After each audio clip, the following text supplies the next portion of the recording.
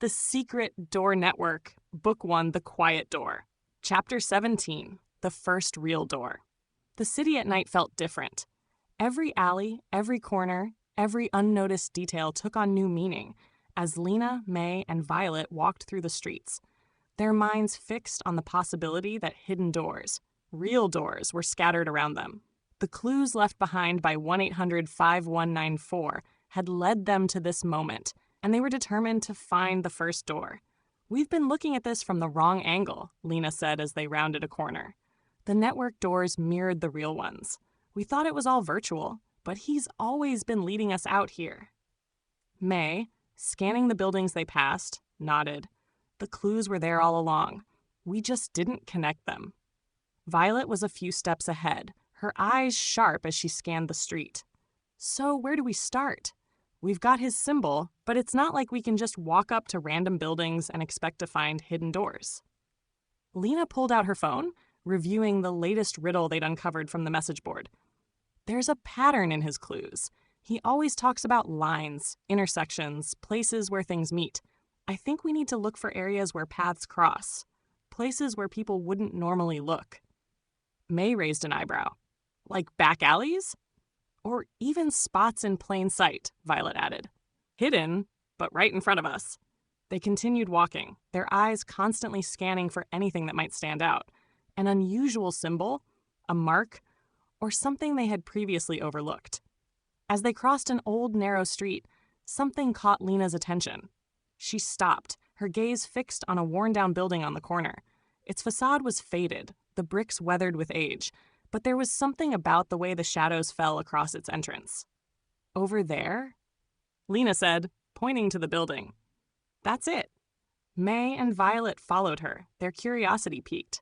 As they approached the building, they could see faint markings near the doorway, almost imperceptible, but there. And sure enough, etched into the stone was the same symbol they had found beneath the table at the Brew and on the building across the street. Violet's breath caught. "That's his mark. It's the door." Lina moved closer, running her fingers lightly over the symbol. The stone felt cold and solid, but something about it didn't seem quite right. She pressed against it gently, and to her surprise, the stone gave way slightly, shifting under her touch. May stepped forward, eyes wide. Is it opening?" The section of stone clicked, revealing a narrow crack. Lina pushed harder, and the stone shifted aside, revealing a hidden door, one that blended seamlessly into the building's structure. Behind it was a darkened passageway, barely visible from the outside. Violet stared in awe. He wasn't kidding. The door really was here, hidden in plain sight. Lina peered inside, her pulse quickening. This is the first one. There could be more like this, doors hidden all over the city. May shook her head in amazement. He's been setting this up for who knows how long. They stood at the entrance of the hidden passage, a mixture of excitement and apprehension settling over them.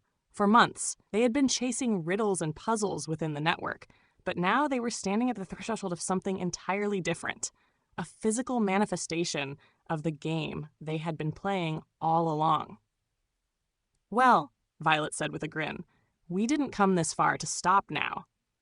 Lina nodded, her hand gripping the edge of the stone door. "We need to see what's on the other side." Together, they stepped into the passage, the darkness swallowing them as the door closed quietly behind them. The passage was narrow, the air cool and still. Their footsteps echoed softly as they made their way deeper into the unknown. After a few minutes, they reached a small chamber, dimly lit by an old, flickering light bulb hanging from the ceiling. The room was bare, save for a single object in the center, a pedestal with a worn, leather-bound notebook resting on top. May approached the notebook cautiously, her fingers tracing its worn cover. "What is this?" Violet stepped closer, her eyes wide with curiosity. "It looks old. Is it part of the game?"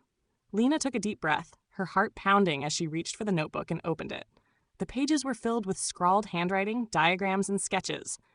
Maps, riddles, and symbols that mirrored the ones they had seen online. This is his," Lina whispered, turning the pages carefully. "It's all here. The riddles, the doors, the maps. Everything he's been leaving for us." May's eyes widened. "This is where he's been planning it all. His entire game laid out in front of us." Violet's voice was quiet with awe. It's like a blueprint, a roadmap of the game, from the beginning. Lina flipped to the last page, her breath catching as she read the final words scrawled there. This is only the beginning. The network is not what it seems. There are more doors, more layers. When you're ready, the next riddle will find you. The three women stood in silence, the weight of the discovery settling over them. The game had reached a new level, one that crossed between the digital and the physical, a network of doors that spanned both worlds. Lina closed the notebook, a sense of anticipation rising in her chest. He's telling us there's more. More doors, more riddles, more layers. This isn't the end. Violet grinned. Then let's keep playing. May nodded, her excitement palpable. We've got a whole new world to explore. They turned to leave the chamber, the notebook tucked safely in Lina's hands. As they stepped back into the night, the city around them seemed to buzz with hidden possibilities. The game had shifted, the network had expanded, and the doors, both real and virtual, were waiting to be found. And as they walked back into the city, they couldn't help but wonder how many more doors were still out there, waiting for them to open.